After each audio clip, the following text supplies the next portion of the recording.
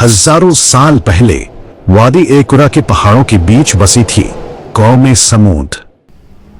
ये लोग इतने ताकतवर थे कि पहाड़ों को तराश कर उसमें आलीशान बिला बना लेते थे, लेकिन ताकत ने उन्हें अंधा कर दिया था।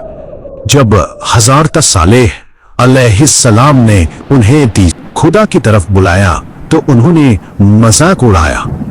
सरदारों ने एक विशाल बेजान चट्टान की तरफ इशारा करते हुए कहा, सालेह, अगर तेरा खुदा सच्चा है तो इस ठोस पत्थर के अंदर से एक ऐसी ऊंटनी निकाल जो 10 महीने की गाभन हो, गोद में पहाड़ जैसी हो और जिसके जिस्म पर कोई दाग ना हो।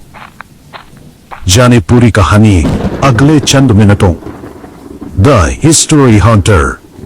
अगर आपको यह वीडियो पसंद आए तो लाइक करें, शेयर करें और चैनल को सब्सक्राइब करें।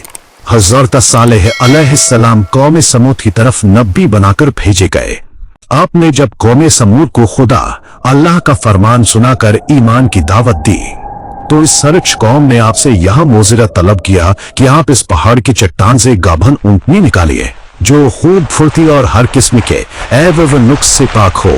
चुनांचे आपने चट्टान की तरफ इशारा फरमाया तो वह फौरन ही फट गई और उसी में से एक निहायत ही खूबसूरत वो तंदुरुस्त और खूब बुलंद कामत ऊंटनी निकल पड़ी जो गाभन थी और निकलकर उसने एक बच्चा भी जाना और यह अपने बच्चे के साथ मैदानों में चरती फिरती रही। इस बस्ती में एक ही तालाब था जिसमें पहाड़ों के चश्मों से पानी गिरकर जमा होता था। आपने फरमाया कि ये लोगों, देखो यह मोज़िज़े की ऊंटनी है। एक रोज तुम्हारे तालाब का सारा पानी यह पी डालेगी और एक रोज तुम लोग पीना। कौम ने इसको मान लिया। फिर आपने कौम समूद के सामने यह तकरीर फरमाई। तर्जुमा कंसुल ईमान। ऐ मेरी कौम, अल्लाह को पूजो, उसके सिवा तुम्हारा कोई माबूद नहीं।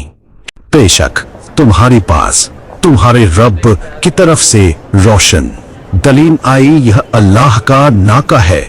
तुम्हारे लिए निशानी तो उसे छोड़ दो कि अल्लाह की जमीन में खाए और उसे बुराई से हाथ न लगाओ कि तुम्हें दर्दनाक अजाब आएगा।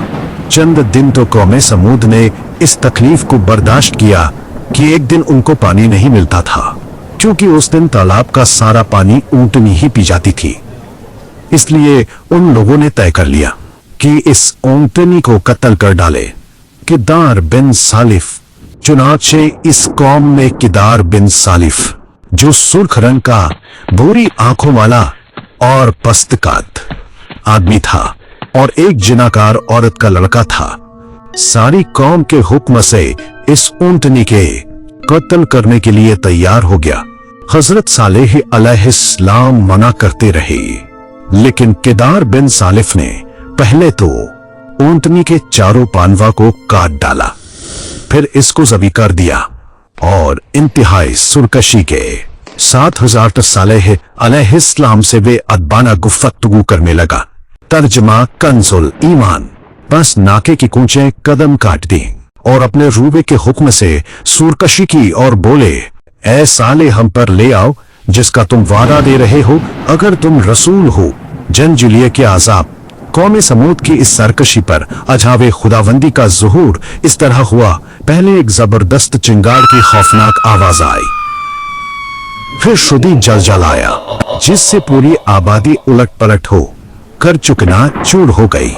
तमाम इमारतें टूट फूट कर तहस नहस हो गई और कौम समूद का एक एक आदमी घुटनों के बल औंधा गिरकर मर गया। कुरान मजीद ने फरमाया, इजमा कंसुल ईमान। तो उन्हें जलजिले ने आ लिया तो सुबह को अपने घरों में औंधे रह गए। हजरत सालेह अलैहिस्सलाम ने जब देखा कि पूरी बस्ती जलजलों के झटकों से तबाह बर्बाद होकर ईंट पत्थरों का ढेर बन गई और पूरी कौम हलाक हो गई तो आपको बड़ा सदमा और कलक हुआ और आपको कौम समूद और इनकी बस्ती के वीरानों से इस कदर नफरत हो गई कि आपने इन लोगों की तरफ से मुंह फेर लिया और इस बस्ती को छोड़कर दूसरी जगह तशरीफ ले गए और चलते वक्त मुर्दा लाशों से यह फरमा कर रवाना हो गए, जमा कंसुल ईमान, ऐ मेरी कौम, बेशक मैंने तुम्हें अपने रूप की रिसालत पहुंचा दी और तुम्हारा भला चाहा, मगर तुम खैर खुआहों के गोजी पसंद करने वाले ही नहीं।